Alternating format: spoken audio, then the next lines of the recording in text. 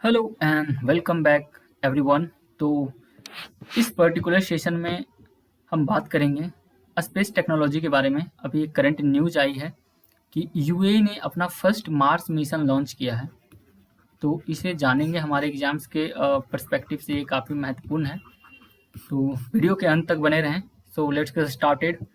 तो आप यहाँ पे देख सकते हैं, ये हेडिंग है कि यूएई ने अपना पहला मार्स मिशन लॉन्च किया। इट इज़ फर्स्ट है, तो ये इम्पोर्टेंट रखें, याद है, पहला है।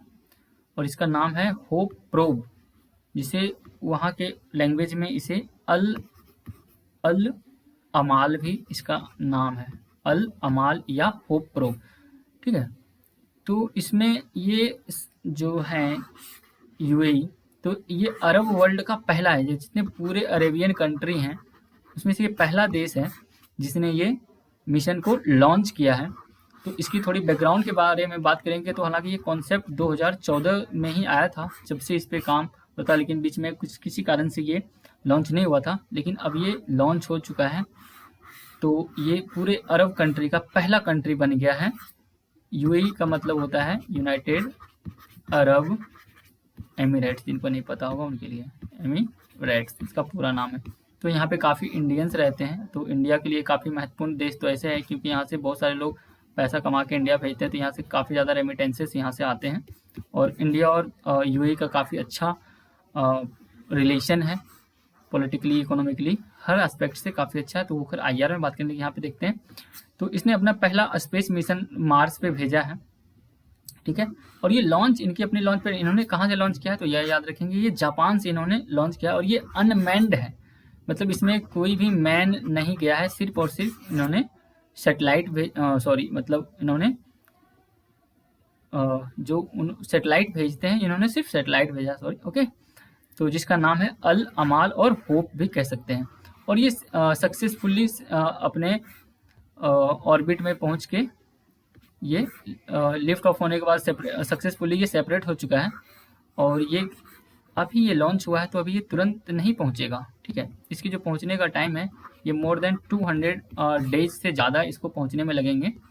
ओके। तो ये जो है काफ़ी अभी रशिया नहीं, चाइना और अमेरिका भी इस रेस में थे कि वो भी करने वाले थे इस समर सीजन में। समर सीजन में क्यों करते हैं, इसका रीज़न क्या है मैं बताता हूँ अभी। तो यहाँ पे देख ले कि अभी ये रेस में जो थे, चाइना का जो था उसका नाम था ताइनवेन चाइना का, और यूनाइटेड स्टेट अमेरिका उसके भी जाने वाले थे। ठीक है। तो इसमें ये होता है कि इस समर सीजन में जुलाई से अगस्त के टाइम पे ना, तो जो अर्थ और मार्स के बीच की जो डिस्टेंस होता है वो कम होता है, तो वो मिशन के सक्सेस होने की जो प्रोबेबिलिटी होती है वो ज़्यादा होता है और समय भी कम लगता है। तो इसलिए ये समर सीजन में इन्होंने, उससे पहले इसने बाजी मार ली, क्योंकि जबकि पूरा दुनिया आजकल पेंडेमिक से जूझ रहा है और इन्होंने इतना बड़ा सक्सेस लॉन्च इनका हुआ है। तो ये काफ़ी कमेंडेबल है और प्रेशवर्दी है, और इसे नासा ने भी कॉन्ग्रेचुलेशंस दिया है। तो खैर ये तो ज़रूरी नहीं है, बट हाँ इसके बारे में जानते हैं। तो अब इसमें देखिए कि इसमें जो 3 कंट्रीज हैं, जैसे अभी ये था कि यूएई, चाइना एंड यूएसए, तो ये सारे रेस में थे इस समर में। ठीक है। तो यहाँ पे जो ऑकरेंस ऑफ बाइनियल विंडो, जब अर्थ और मार्स जो होते हैं वो क्लोजेस्ट होते हैं, तो मैंने बताया, एंड जर्नी जो होता है वो काफ़ी शॉर्ट हो जाता है। ओके। तो ये जो है ये पहुंचेगा कब, ये मिशन तो लॉन्च कर दिया गया, अब ये मार्स पे कब पहुंचेगा, तो ये फरवरी 2021 में ये मिशन सफल होगा, ये मार्स पे लैंड करेगा। जब तब तक जो है यूएई का 50 साल इसको बने हुए पूरा हो जाएगा, इसकी यूनिफिकेशन को। आपको पता है यूएई कंट्री नहीं था, इसके 7 जो एमिरेट्स थे उसको मिला के ये यूएई बना है, इसीलिए इसका नाम है यूनाइटेड अरब एमिरेट्स, है ना। ये 7 एमिरेट्स जो थे उसको मिला के बनाया गया, इसका यूनिफिकेशन किया गया था, यूनिफिकेशन। तो ये फरवरी 2021 में ये पहुंचेगा। और ये करेगा क्या, इसका ऑब्जेक्टिव क्या है, ये महत्वपूर्ण है, क्यों जा रहा है। तो ये जो मार्स मिशन है ये प्रोवाइड कराएगा comprehensive image of the weather dynamic, मतलब जो मार्स पे वहाँ का कॉम्प्रिहेंसिव इमेज भेजेगा बृहद पैमाने पर, वहाँ का वेदर कैसा है उसके रिगार्डिंग इन्फॉर्मेशन ये देंगे। ठीक है। तो पता है मार्स रेड प्लेनेट बोलते हैं इसे, एंड ये काफ़ी बहुत बड़ा एक तरह से यूएई का बहुत बड़ा गोल है। और ये आने वाले अगले 100 साल तक ये ह्यूमन सेटलमेंट मार्स को सुदृढ़ करेगा, एक तरह से ये फिक्स करेगा कि अगले 100 साल तक जो ह्यूमन होंगे वो मार्स पे जाके सेटल हो सकें। तो काफ़ी ज़्यादा ये एस्पिरेशनल है।